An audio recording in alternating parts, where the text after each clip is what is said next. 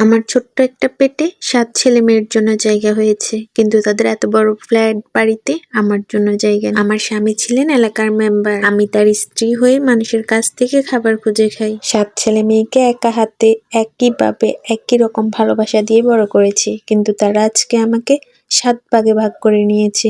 কেউ ১ মাসের বেশি আমার দায়িত্ব নিতে পারবে না। আমার স্বামী ছিলেন এলাকার মেম্বার, ২ হাত ভরে বাজার করতেন, কিন্তু আমাকে মানুষের কাছ থেকে খাবার চেয়ে খেতে হয়। ১ মাসের বেশি কোনো ছেলে মেয়ে আমার দায়িত্ব নিতে স্বীকার করে না। আমার স্বামী ২ হাত ভরে বাজার করতো যখন, তখন কোনো ছেলে মেয়ে যদি কোনো কারণে কোনো আত্মীয়ের বাড়িতে বেড়াতে যেত, আমি তার খাবারটুকু রেখে দিতাম। সে পরে এসে খাবে বলে। খাবারের কমতি ছিল না, কিন্তু মায়ের মন যে, তাকে রেখে ভালো কিছু খেতে পারতাম না। মারা যাওয়ার সময়ও আমার স্বামী কিন্তু আমাকে পানিতে ভাসিয়ে দিয়ে যাননি। অনেক সম্পত্তি লিখে গেছেন আমার নামে। ৫ ছেলে ২ মেয়ে। সম্পত্তি নিয়ে প্রতিনিয়ত তাদের মধ্যে ঝামেলা হতো।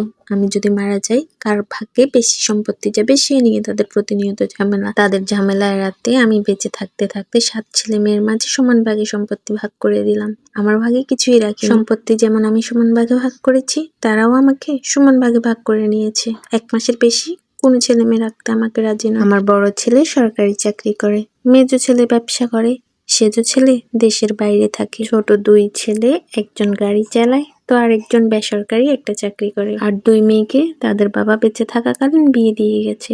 ভালো ঘরেই বিয়ে দিয়েছেন। তার বাবা বেঁচে থাকাকালীন ভালো ঘর দিয়েছেন, ভালো বড় দিয়েছেন, কিন্তু ভালো মানুষ বানাতে পারেননি আমার মেয়েদেরকে।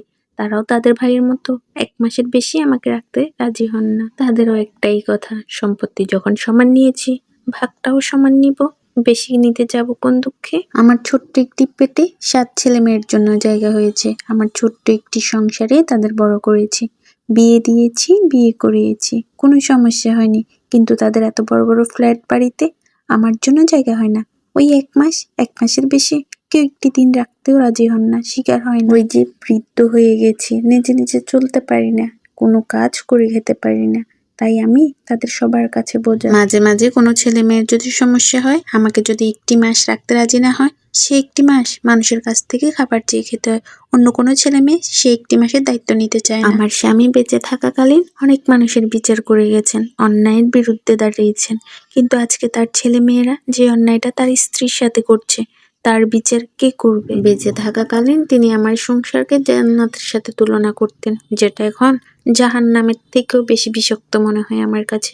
তিনি সবসময় বলতেন, এইরকম একটা ভরা সংসারের মানুষের কত স্বপ্ন থাকে, দেখো তুমি কত ভাগ্যবতী, এরকম একটা সংসার তোমার নিজেরই আছে। আমি আল্লাহর কাছে দোয়া করি আমার শত্রুরও যেন এরকম একটা সংসার না হয়। আল্লাহর কাছে শুধু আমার এখন একটি চাওয়া, যত তাড়াতাড়ি সম্ভব আমাকে যেন তার কাছে নিয়ে যায়। এই ভরা সংসার আমার আর ভালো লাগছে না।